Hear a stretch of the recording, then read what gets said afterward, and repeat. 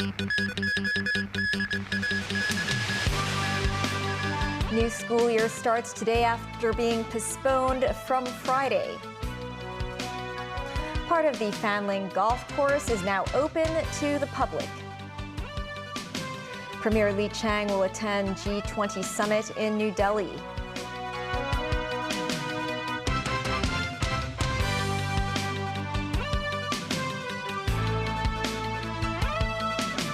Hello and welcome to TVB News. The first day of school after the summer holidays was delayed until today for most students because of last week's typhoon.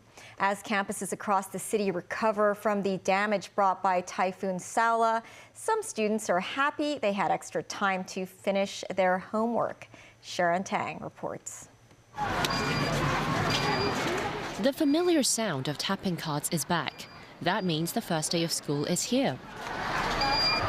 Students at this primary school in Shengshui arrived at school at 7 a.m. today. The student said she's so excited to meet her classmates that she has brought little gifts. Super Typhoon Haikui swept over Hong Kong last week, including Friday, which was originally scheduled as first day of school. Most schools pushed back the first day until Monday, which is today. But some students, like this boy, said he hasn't written a word for his English summer homework. Others used the extra days off to complete the unfinished work. A headmaster said teachers and janitors were asked to return to school yesterday to perform a full cleaning of the campus. That includes removing leaves and branches on the playground so pupils can resume classes as usual. He also thanked the government for announcing in advance the school suspension under the typhoon, which gave him enough time to inform parents. Secretary for Education Christine Choi inspected the first day activities at a secondary school in Fanling today. She noted the storm has caused flooding and damaged windows at individual campuses, but she is thankful each school can solve the problems within a short period of time. Meanwhile, classes for both the primary and secondary divisions of Diocesan Boys' School in Mongkok will only resume tomorrow. The school wrote in a notice that its buildings and trees have sustained varying degrees of damage because of Typhoon Haikui, and staff members will conduct a thorough inspection of the campus to ensure all facilities are safe. Sharon Tang, TVB News.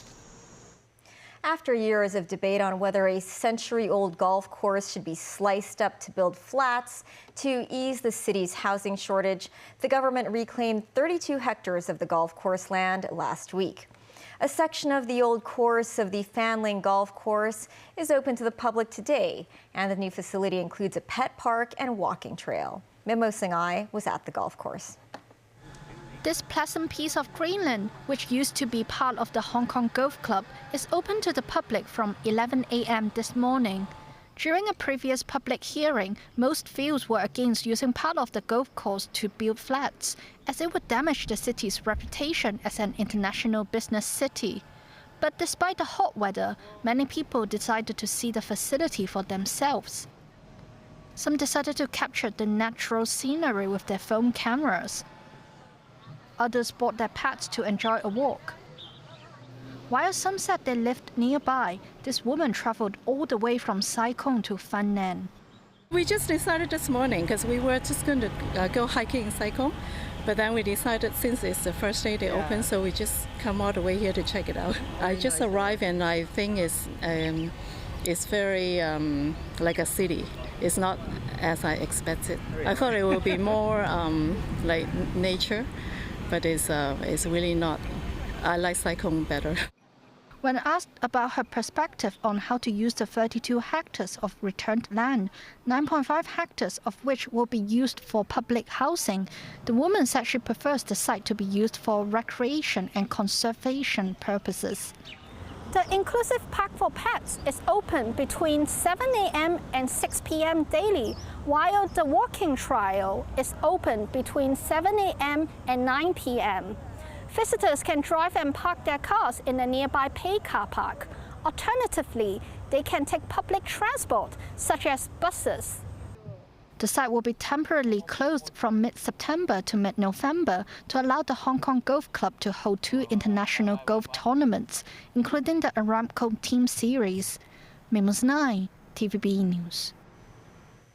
Police in Kwintong have cracked down on 28 cases of online scams and money laundering involving some $47.5 million.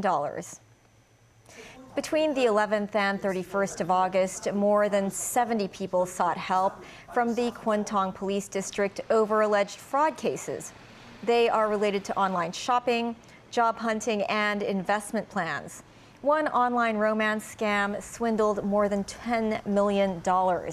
20 men and 9 women aged between 19 and 64 were apprehended. All of them are stooge account holders. They sold their personal or bank account details to a crime group to receive remunerations of between a few hundred to a few $1,000s. Most of them are unemployed. Police urge citizens not to lend their bank account for others to use for illegal purposes. A 20-year-old student at the University of Hong Kong was charged with 2 counts of indecent assault during an orientation camp involving nursing students. The case was mentioned at the Fanling Magistracy this morning. The court heard Tang Hoyin allegedly made inappropriate moves twice on a female participant there at the Po Lung Kuk Jockey Club Tai Tong holiday camp in Yuen Long. The defendant was not required to enter a plea. The case will be adjourned until mid-November, pending the police examination of the surveillance camera footage. The accused was granted a $5,000 bail.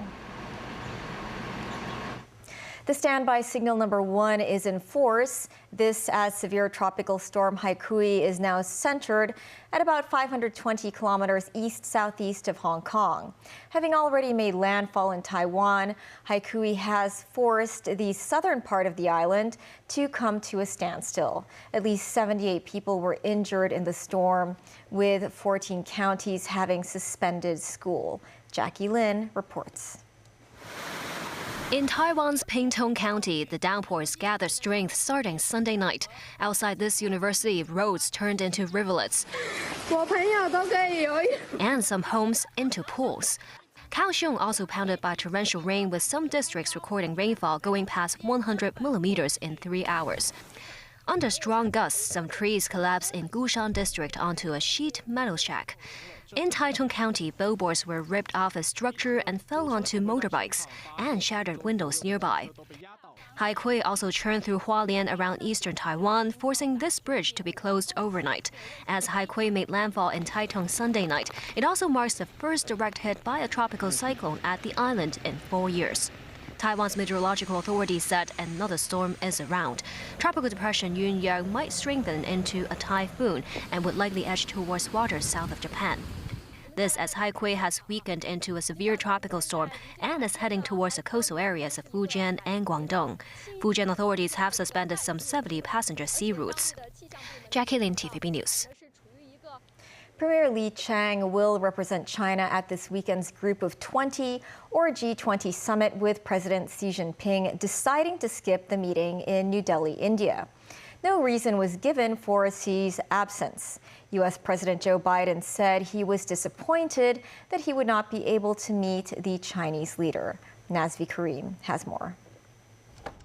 President Xi Jinping has attended every previous G20 summit since taking office in 2012. He took part in the recent BRICS summit in South Africa, lending China's significant support to the expanding economic bloc founded by original members Brazil, Russia, India, China and South Africa. For this year's G20 summit, though, Premier Li Qiang will lead China's delegation. The Foreign Ministry today confirmed that Li Qiang will be attending the event at the invitation of the government of the Republic of India. Relations between China and India have been affected by their disputed border that 3 years ago resulted in a violent clash between their troops. 20 Indian soldiers reportedly died and 4 Chinese. They have also clashed over trade and India's growing ties with the United States. India recently overtook China as the world's most populous nation, and the two are rivals in technology, space exploration and global trade. Earlier, U.S. President Joe Biden said he was disappointed at missing out on meeting Xi.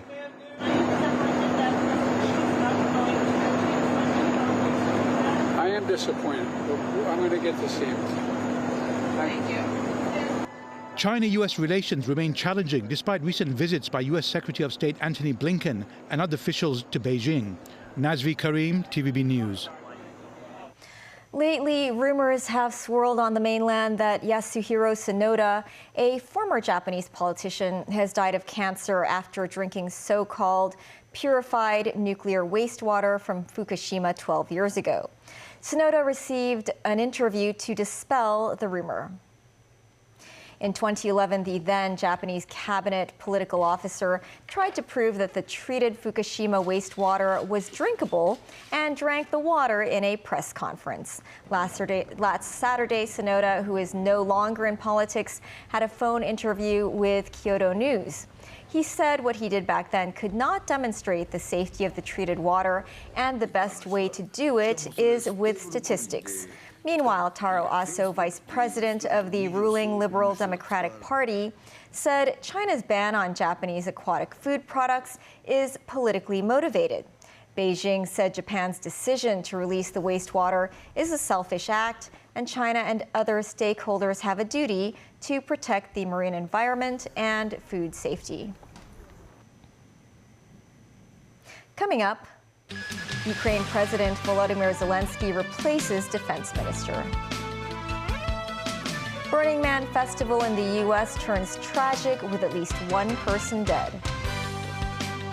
Swedish police make arrest in connection with Koran burning.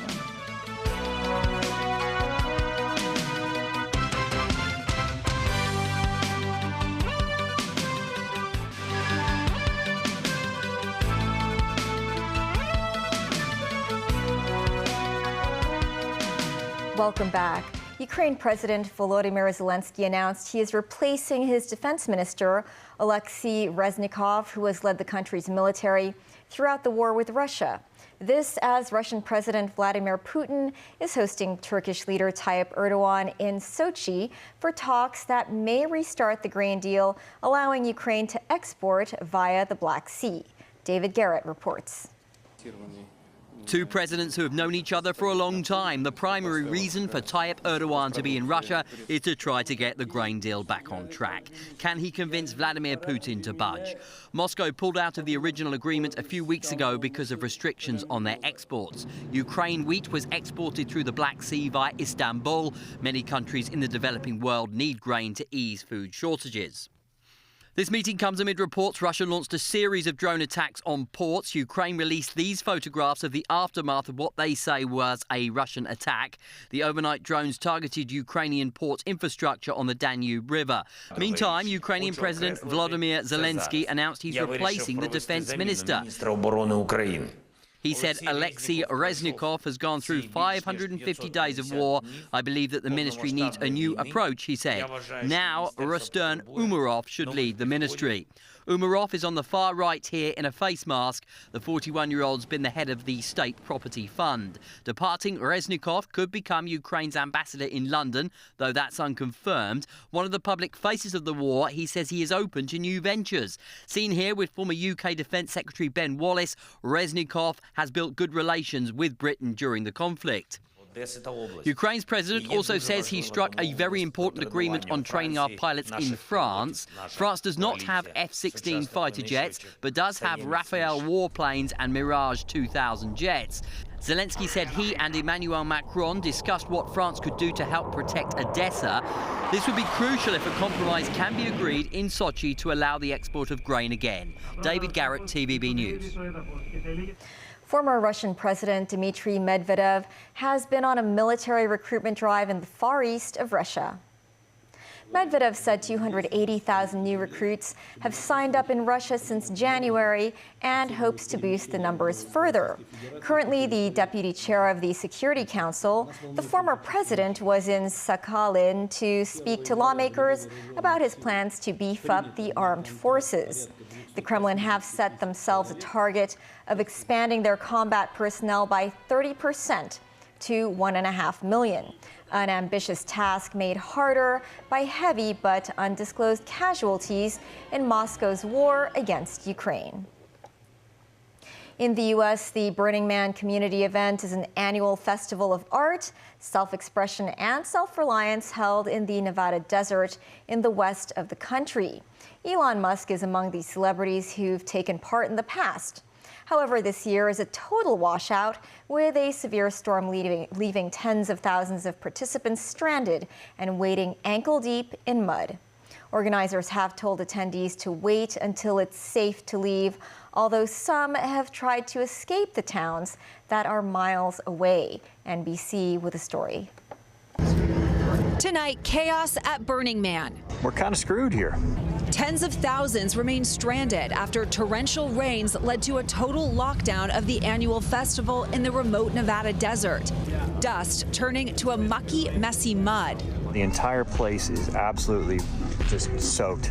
Authorities say one person died at the height of the storm, the cause of death under investigation. I think I could be trapped here for a couple more days. Suzanne Ford is among those burners still stuck on the playa. What's it been like?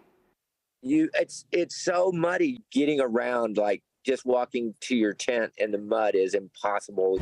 You know, everybody's putting garbage bags over their shoes or their boots, or they're going barefoot because the mud, you just sink down into the mud. It's a quagmire. It's debilitating. Organizers telling all attendees to shelter in place and conserve food, water, and fuel. The entrance to the camp and airport closed. Other than emergency services, no vehicles allowed in or out. I'm actually going to try to make a break for it. They're saying the gates are still closed, but I've got a four-wheel drive car, and I'm going to try to make it out. Others finding ways to escape, trudging through the muddy desert. Even comedian Chris Rock and DJ Diplo. It's muddy still. The performer posting about the ordeal on social media. We walked 3 miles now. We got, I think, 5 more. Making it out after hiking for miles and then getting picked up by strangers. The storm system causing problems across the state. In Las Vegas, one person has died and dozens rescued amid heavy rain and flash flooding. Muddy, muddy, muddy Burning Man. Back at Black Rock City, people trying to take it all in stride. Maybe not the Burning Man experience you were expecting? Well, it's a little bit of like a Raining Man experience. Instead of a burn, feeling the brunt of a powerful storm. In Sweden, police detained at least 2 people in the city of Malmö where a Quran burning took place. Scuffles erupted between rival factions, with the police getting involved. Muslim leaders in Sweden have called on the government to find ways to stop the burnings. Sweden dropped its last blasphemy laws in the 1970s. However, the government has announced an inquiry into legal possibilities for enabling police to reject permits for demonstrations over national security concerns. Pope Francis wrapped up his historic trip to Mongolia today, saying farewell to a tiny community of Catholics numbering less than 1,500. Francis received a send-off from Mongolian officials at Ulaanbaatar Airport, marking the end of his 5-day visit as he departed for Rome. Mostly Buddhist Mongolia has only 1,450 Catholics in a population of 3.3 million. On Sunday, the Pope praised Chinese citizens as a noble people, having earlier said secular countries have nothing to fear from the Church, which he said had no political agenda. Major mainland cities will allow home buyers to take preferential loans for first home purchases regardless of their previous credit scores. The hope of such a policy is to revive the country's property sector. The revised home buying regulations have already been implemented in first-tier cities such as Shenzhen, Beijing, and Shanghai. According to the mainland news outlets, the property markets of Beijing and Shanghai were active on the first weekend since the regulations were adopted.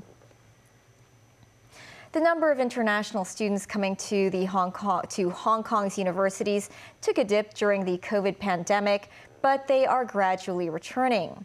The University of Hong Kong has been ranked as one of the most international universities in the world, but its international student numbers still lag behind pre-pandemic days. Still, there are over 800 of them at HKU this academic year. Mimo Singai spoke with 3 international students to find out why they came here. Universities are often places where individuals can experience diversity. According to the ranking of Times Higher Education, the University of Hong Kong is the most international university in the world. What is it about the Hong Kong University, and indeed Hong Kong as a city, that appeals to foreign students? These 3 Year 1 students are from Mongolia, Tanzania, and Germany. Lucy Magashi is a Tanzania student who wishes to become a biomedical engineer and in the long term improve her country's healthcare services. Kenya is faced with a lot of difficulties in the health care system, and so a lot of people do not have access to quality healthcare services. And so I learned about Hong Kong from my counselor. The previous year, before I came here, there was a student from the same organization that helped me apply to Hong Kong. But this Mongolian student studying economics and finance hopes to work in the city, as he says he likes the vibrant environment here. I've been to Hong Kong twice before, so I really love the general vibe and the energy here. My goal is to land a job at an international company in Hong Kong, and in the long term, my long-term goal is to start my own clothing brand. Even German student Norman believes the city offers the best career prospects for him. Hong Kong is like the gateway between Asia and Europe, because economically but also culturally, it is like a pivotal point for international exchange and cultural exchange. I will try to break in investment banking here in Hong Kong.